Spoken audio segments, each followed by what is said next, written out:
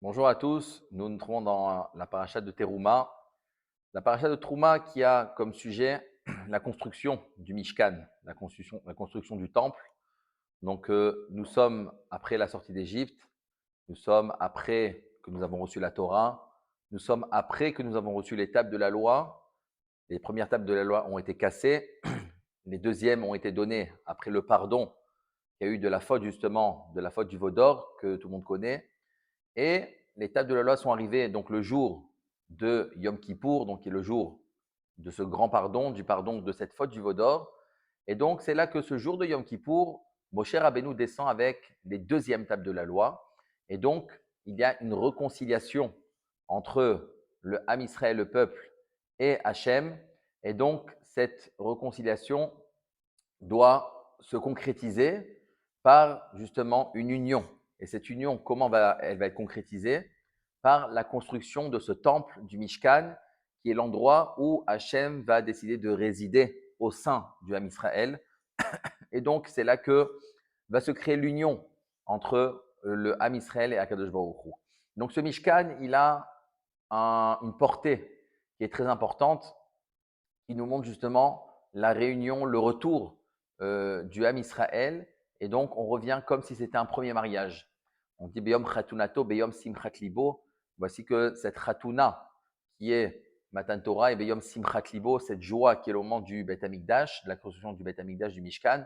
Donc, ici, il y a ce mariage qui se remet en place. Lorsque cette construction du Mishkan va s'entamer, alors il est évident que cette construction, comme on l'a dit, qui a une portée qui est très très forte. Donc, de quelle manière Hachem va demander au Béni Israël de reconstruire le Beth Amikdash? Alors ici, nous allons voir qu'il y a en quelque sorte deux manières dans lesquelles le Ham Israël va venir et va apporter ce qu'il peut apporter pour la construction du Beth Amikdash. Il est marqué, donc, Daber el Béné Israël veikrou li teruma. Donc, Hachem dit à Moshe Rabbeinu, va parler aux enfants d'Israël que chacun puisse venir amener sa trouma, son offrande, le cadeau, ce qu'il veut, ce que chacun veut offrir pour le Mishkan. Donc, veikrou li teruma, et donc ils prendront une teruma, donc cette offrande, ce cadeau-là, mais et kolish, de chacun. Chaque homme devra apporter cette offrande. Asher idevenu lebo, que chacun va vouloir donner de son cœur. Tikrou et terumati, donc vous prendrez cette offrande-là, cette teruma. Ici, le Ohev Israël, Rabbi Israël Mi-Afté, un des élèves de la Chassidoute, il pose la question, il dit comment ça se fait que le mot donc teruma, qui veut dire cette offrande, ce cadeau-là, on voit qu'il a été un petit peu conjugué de deux manières différentes. Au début, il est écrit Veikrouli teruma, vous allez prendre une trouma, cette offrande. Et à la fin, il est écrit Tikrou et terumati, vous prenez mon offrande. Il n'y a pas écrit la trouma, il y a marqué terumati, mon offrande à moi. En parlant, l'offrande de Hachem, c'est un cadeau qui est pour moi. Et enfin, on continue. Vezot à teruma, et donc voici, ce sera ce cadeau-là. Asher tikrou meitam, que vous prendrez donc des enfants d'Israël. Quelle va être cette offrande-là? Za'av, vakesef ou nechoshet, donc ça va être de l'or, de l'argent, du bronze, ou tréled, vargama, donc toutes les sortes de tissus en rouge, en bleu. Et avec ça, vous allez confectionner donc tous les ustensiles du Beth Amikdash. Ici, pour un petit peu relever quelle est la différence entre le mot teruma et terumati, alors il nous explique de cette manière. Il est marqué que Beyud ke Hashem tsur olamim. Ça veut dire que Hashem a créé le monde avec deux lettres, qui est le Yud et la lettre He. Avec ces deux mondes, le monde a été créé. C'est-à-dire que quoi? Tsur olamim, plus précisément, il a créé les mondes. C'est-à-dire que Khamim nous disent qu'avec la lettre He, nous construisons le monde matériel, le monde d'en bas, le monde où nous nous trouvons. Avec la lettre Yud, on a construit le monde futur. Comme nous savons, ça veut dire que c'est un petit peu comme lorsqu'on veut un hall pour entrer dans une pièce. Ce monde-ci, c'est le préambule, c'est la pièce, c'est le couloir qui va nous emmener à la pièce principale. Donc finalement, c'est deux pièces. Nous avons ce monde ici et le monde futur. Ce monde-là qui est uniquement une préparation, qui est le couloir, qui est le d'or pour pouvoir atteindre la pièce principale qui va être après 120 ans. Ça veut dire que ce monde-là, il est très cher. Il faut savoir comment investir dans ce monde parce que c'est là que nous devons investir pour pouvoir profiter du monde futur. Maintenant, il faut savoir justement comment investir et quoi investir. Et donc, c'est pour ça que on voit parmi nos grands combien chaque seconde, combien chaque minute était importante. Chaque acte avait son importance parce que la vie, elle est là justement pour se préparer. On est là pour se préparer à ce Olam Haba. Et celui, comme on dit, celui qui ne prépare pas les mets de Shabbat, veille de Shabbat, alors qu'est-ce qu'il mangera pendant Shabbat? C'est-à-dire que une fois qu'on arrive pendant Shabbat, eh ben, il est déjà trop tard. Il n'y a plus de Bechira, il n'y a plus de le choix de chacun. On n'a plus la possibilité de faire des choix entre le mal et le mauvais, et entre le bien et le mal. Tout va être déjà clair. Donc finalement, ça sera déjà trop tard pour dire, ben, on a vu où est-ce qu'est la vérité. Le combat, il se fait maintenant. Et si on n'investit pas maintenant, alors ce sera trop tard pour ce Olam Haba. En tout cas, pour revenir à ce qui nous concerne par rapport à la création de ces deux mondes, il y a la lettre He et la lettre Yud. La lettre He, c'est la valeur numérique de 5. C'est la cinquième lettre de la Torah. He. Pourquoi? Parce que ça fait référence aux 5 sens. Ça veut dire que dans ce monde, nous vivons avec nos 5 sens. Avec le toucher, avec l'odorat, la parole, l'ouïe. Donc c'est avec ça que, effectivement, nous sommes en contact de ce monde. La lettre Yud, Yud, on appelle que c'est la chorma, c'est la sagesse.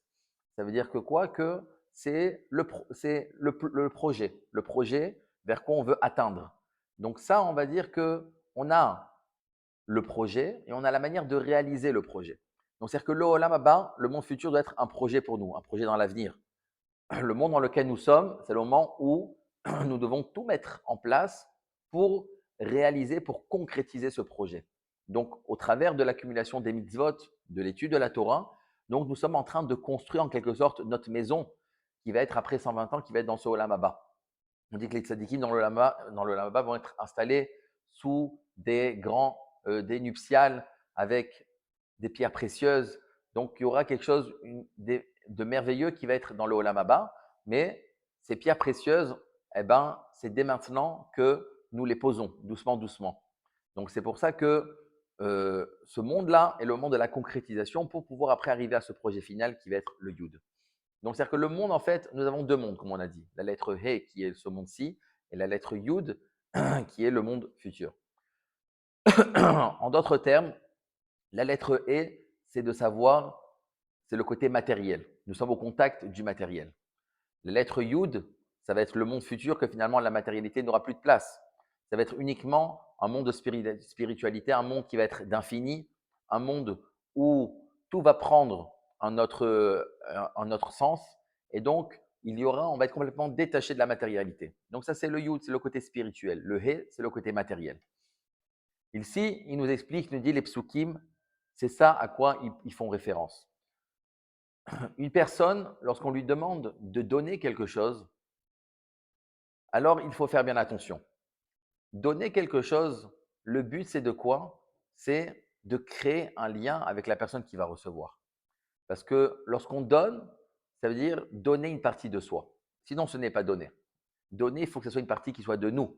Si on donne quelque chose qui n'est pas à nous, alors nous n'avons pas donné. Nous avons juste peut-être fait passer. Nous avons été l'intermédiaire pour transmettre quelque chose. Lorsqu'on va donner quelque chose, alors sur ça, Rachamim nous disent, si tu dois donner quelque chose, tu dois donner une partie qui est de toi. Une partie qui est de toi, ça veut dire que c'est quelque chose qui est vital, qui est essentiel pour toi. Parce que si la chose n'est pas essentielle à tes yeux, alors en quelque sorte, c'est qu'elle ne t'appartient pas. Elle ne fait pas partie de ton monde. Elle ne fait pas partie de tes biens personnels. Peut-être tu les possèdes de manière légale, mais ça veut dire que ce n'est pas une partie qui est intégrante de toi. Donc ça veut dire que lorsque tu dois apporter quelque chose, faire un cadeau, tu dois donner la chose qui est la plus belle, la plus chère à tes yeux. C'est pour ça que ici, la Torah vient nous donner comme allusion la personne qui vient donner quelque chose pour la construction du Mishkan, alors chacun doit voir quelle est son échelle de valeur.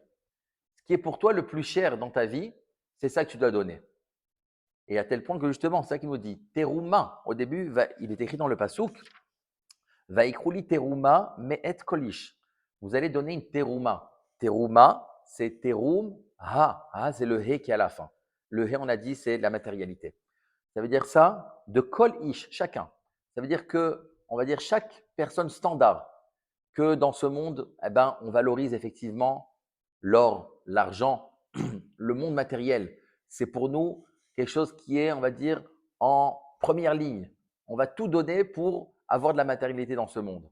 Alors dit cette personne-là, alors on n'attend pas d'elle qu'elle va donner, qu'elle va peut-être lire un Teilim ou qu'elle va peut-être essayer de donner quelque chose de spirituel. Non, parce que pour elle, ce n'est pas important. Ce qui est le plus cher à tes yeux, c'est ça que tu dois donner. Si pour toi, l'argent, c'est cher à tes yeux, alors on te demande justement de faire cet effort-là et de prendre une partie de cette richesse que tu as pour la léguer pour la construction du Mishkan. Bien que peut-être dans l'échelle de valeur de la Torah, eh ben, c'est quelque chose qui est complètement secondaire. Mais si toi, à tes yeux, c'est ça que tu valorises, c'est ça que tu as, c'est ça que tu possèdes, c'est ça qui fait partie de ta personne, alors c'est ça qu'on attend que tu donnes. Et c'est pour ça qu'il est écrit Teruma Meet Kolish. Chaque personne qui donne de la valeur au côté matériel, alors c'est ça qu'il doit donner. Tandis que Asher, il dévenou les beaux, celui que son cœur est élevé. C'est-à-dire que la spiritualité, le matériel est de côté. Donc, celui-là, on le dit quoi? Tikrou et terumati. Lui, on dit, je demande à cette personne que lui, il doit donner terumati. Ti, c'est le yud qui est à la fin, c'est-à-dire donnez-moi une teruma qui prend source du yud qui est le monde spirituel. Ça veut dire que si pour lui, c'est la Torah qui est importante, c'est la sainteté qui est importante, alors j'attends de lui qu'il vienne justement apporter une partie de sa sainteté dans la construction du Mishkan, dans sa manière de sanctifier les choses. C'est ça que j'attends de lui. Donc finalement ici, la règle, c'est ne pas essayer de chercher qu'est-ce que on attend de vous, mais essayer de chercher qu'est-ce qui est cher à moi. Ce qui est cher à moi, c'est ça que que je dois donner. Je dois arracher une partie de ma personne pour justement la donner au Mishkan, à la construction. Parce que donner, justement, c'est donner une partie de soi, une partie qui est intégrante à soi. Et donc, c'est ça ici que la Torah vient de nous enseigner. On raconte au sujet du Baal Shem Tov qu'on est en rêve. Il lui est venu qu'il y avait une personne qui avait un Olam Haba qui était très, très grand. Il a dit, cette personne, je vais aller la rencontrer, je vais aller la voir. Et donc, on l'oriente, il prend sa calèche, il prend ses chevaux, et donc il va en chemin, et il arrive vers un endroit qui était un endroit de pâturage, et il voit qu'il y a un berger avec son troupeau. Et le troupeau donc est de côté en train de pâturer, et il voit ce berger-là qui s'est mis de côté, qui est un petit peu isolé, qui est seul. Et tout d'un coup, il entend ce berger commencer à prier. Et il dit à Hachem, je voudrais te servir, je voudrais te donner tout ce que j'ai, mais j'ai rien. Je ne connais rien. Je ne connais pas l'étude, je ne connais pas les prières. Alors il dit, tu sais quoi, la seule chose que je connais, c'est que j'ai comme une sorte de corne, comme un chauffard. Ça, je sais sonner. Je sais sonner un petit peu du chauffard. Donc, il a commencé à prendre son chauffard et sonner de toutes ses forces, jusqu'à qu'il était épuisé. Et quelques minutes après, il voit encore ce berger-là qui a repris des forces et qui se remet à prier. Il dit, regarde, maître du monde, Hachem, j'ai envie de te donner encore une fois tout ce que j'ai de plus cher à mes yeux. Mais il dit, mais je n'ai rien, je ne connais rien, je ne sais pas prier, je ne sais pas étudier, je ne connais pas la langue, je ne connais rien. Alors qu'est-ce qu'il a fait? Il a dit, une chose que je peux faire, c'est je sais chanter. Et donc il a commencé à chantonner pour la gloire d'Hachem. Il voit encore une troisième fois après qu'il s'est reposé, qu'il a repris des forces, il renouvelle cette même prière-là. Il dit, Hachem, je n'ai rien à te donner, je ne connais rien. Il dit, ce que je peux faire, c'est, je sais en quelque sorte faire des pirouettes. Je sais danser, je sais sauter. alors je vais faire ça pour ton honneur. Et donc, il a commencé à sauter, à faire des courbettes dans tous les sens jusqu'à qu'il était épuisé. Le Baal Shem Tov, lorsqu'il a vu ça de loin, alors il s'est mis presque à pleurer. Il s'est dit, regardez, c'est ça la beauté d'un juif. La beauté d'un juif, finalement, c'est que effectivement, on doit savoir quel est l'objectif. Hachem attend un objectif. L'objectif, c'est de réaliser les 613 mitzvot. C'est ça l'objectif. Mais une personne, elle a le droit en chemin d'apporter les choses les plus chères qu'elle a à ses yeux. Même si pour l'instant, ce n'est pas, on va dire, ça que on attend comme objectif. Mais maintenant, ce que tu as, c'est ça que Hachem attend de toi. Si tu n'as uniquement un chauffard, où tu as uniquement la capacité de chanter ou de danser pour la gloire d'Hachem, alors si c'est ça que tu as, c'est ça qui est ta personne, c'est ça qui est cher à tes yeux, alors donne-le à Hachem. Donne une partie de toi, efforce-toi, donne toutes tes forces pour ce que tu as. Si tu n'as uniquement que des capacités peut-être de jouer de la musique, eh ben, prends un moment et tu joues une musique, peu importe laquelle, mais une musique quoi qui va te faire penser à te rapprocher d'Hachem, à t'ouvrir le cœur pour savoir justement comment arriver à cette proximité avec Hachem. On peut arriver à une proximité avec Hachem, un amour peut se faire avec toutes les choses qui nous tiennent à cœur. Tant qu'elles sont faites avec cette conviction, avec cette kavana, cette orientation qu'on va donner. Kavana, ça vient du mot kivun qui est donné, qui donne la direction. Donc, c'est-à-dire que la pensée qu'on a, c'est elle qui va donner toute la direction à notre acte. Donc, finalement, si quelqu'un il est pauvre de toutes ces mitzvot-là qu'il n'arrive pas à les appliquer pour l'instant, alors il faut savoir que pour y arriver en chemin, alors on a toujours de quoi donner quelque chose à Hachem. On a toujours de quoi apporter quelque chose. Quoi? C'est ce qu'on a. C'est ce qu'on a dans notre cœur. C'est ce qu'on a dans les moyens qu'on a autour de nous. Si on arrive à savoir le donner avec cette intention-là, alors c'est un cadeau qu'on peut apporter à Hachem. Hachem attend notre cœur. Il attend nous, notre personne. Il n'attend pas que nous copions, que nous faisons quelque chose qui est semblable, faire des singeries juste pour essayer d'arriver à ce que Hachem attend. Mais Hachem, il veut justement le cœur du juif, il veut cette volonté. Mais effectivement, tout ça pour arriver à accomplir ces 613 mitzvot qui sont les préceptes les plus précieux, les plus précis, et donc que Bezrat Hachem, que Hachem nous donne ces forces-là, de pouvoir lui offrir tout ce qu'on a de plus cher à nos yeux.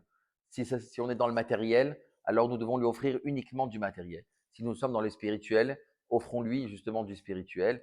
Et le principal est de lui offrir quelque chose qui fait partie de nous, partie intégrante de nous.